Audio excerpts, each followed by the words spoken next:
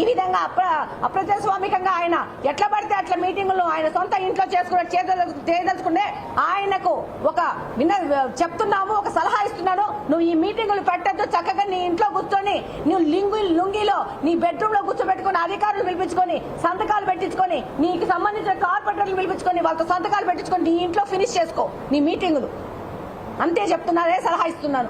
ఊరికి ప్రజాధనం వేస్ట్ చేయాల్సిన అవసరం లేదు. నువ్వు డెమోక్రసీ లేకుండా మీరు ఈ విధంగా చేయడం మాత్రము మంచిది కాదని తెలియజేస్తున్నాను. మీరు చెప్పండి, ఒక మహిళా ఎమ్మెల్యే ఇక్కడ కడపలో గెలిచింది.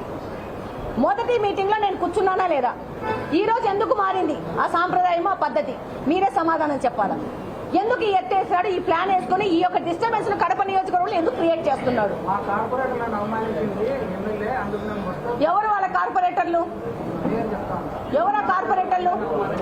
అలంకానపల్లి కార్పొరేటర్ తెలుగుదేశం గుర్తు మీద, సైకిల్ గుర్తు మీద గెలిచింది. ఫస్ట్ ఈ పెద్ద మనిషికి అలంకానపల్లి కార్పొరేటర్ తెలుగుదేశంలో సైకిల్ గుర్తు మీద గెలిచిందా లేకపోతే ఫ్యాన్ గుర్తు మీద గెలిచిందా అది తెలుసుకుంటే మళ్ళీ ప్రెస్ మీట్లు పెట్టచ్చు.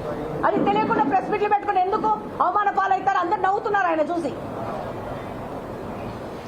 మహిళలకు గౌరవం ఇవ్వకుండా అమర్యాదగా ప్రవర్తించి మహిళలను ఇబ్బంది పెట్టాలా? మహిళలను ఇబ్బంది పెడితే ఆయన రాక్షసానందం పొందుతున్నాడు ఇప్పుడు. ఈరోజు మహిళలను ఇబ్బంది పెట్టి ఇది అందరూ గమనిస్తున్నారు. దీనికి డెఫినెట్ గా ఒక సొల్యూషన్ వస్తుంది. ఈయన చేసిన ఈ దుర్మార్గాలకి ఈయన శిక్ష కూడా పడుతుందని తెలియజేస్తున్నాను.